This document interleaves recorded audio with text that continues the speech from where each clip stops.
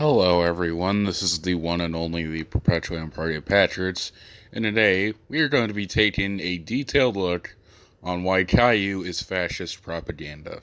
If you do not know what fascism is a form of far-right, authoritarian, ultranationalism characterized by dictatorial power, forcible suppression of opposition, and strong regimentation of society and the economy, which came into prominence in 20th century Europe. If you want strong evidence of Caillou exhibiting these fascist traits, then I would suggest watching the episodes of the show, admittedly at your own risk, but one of the episodes that I will use to prove that Caillou is fascist propaganda is the episode Caillou Joins the Circus. In the episode revolves around Caillou wanting to go to the circus because he enjoys the circus.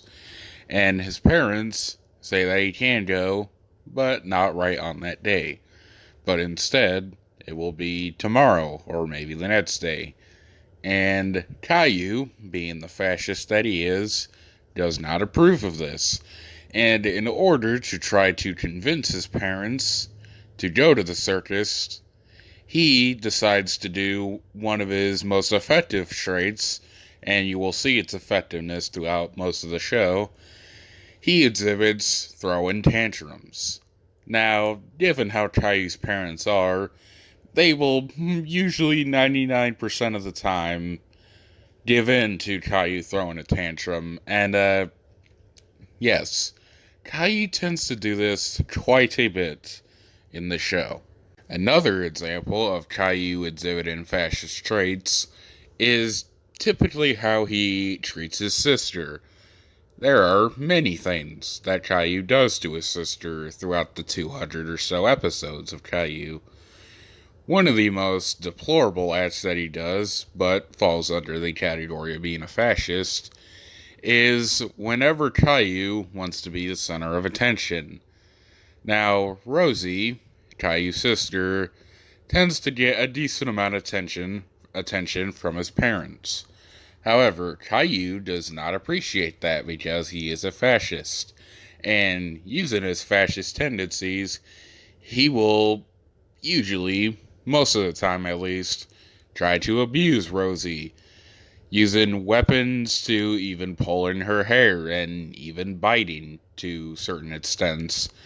And another example of Caillou being a fascist is him kicking Rosie out of the house or out of the room that he's in.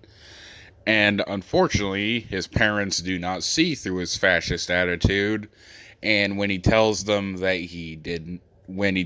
parents that he did not kick Rosie out of the room, they usually just believe him, which is very enabling of Caillou's parents. The last piece of evidence that I will be using in this video to prove that Caillou's a fascist is his support of a all-adult ethno-state.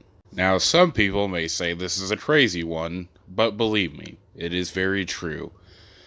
To support the theory that I have that Caillou is a supporter of an all-adult ethno-state, it can usually be tracked to the women that Caillou hangs around with.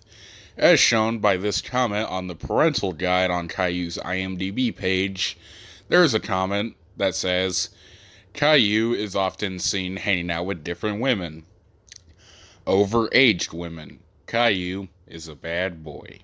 Now, if Caillou did not support the all-adult ethno-state, then he would usually be seen hanging around kids around his age. Although, to be fair, what preschool-age kid would want to hang around with this bald motherfucker?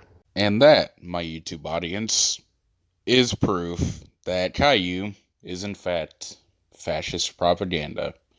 Stay tuned for the next episode, where we will be talking about how Barney supports Marxism.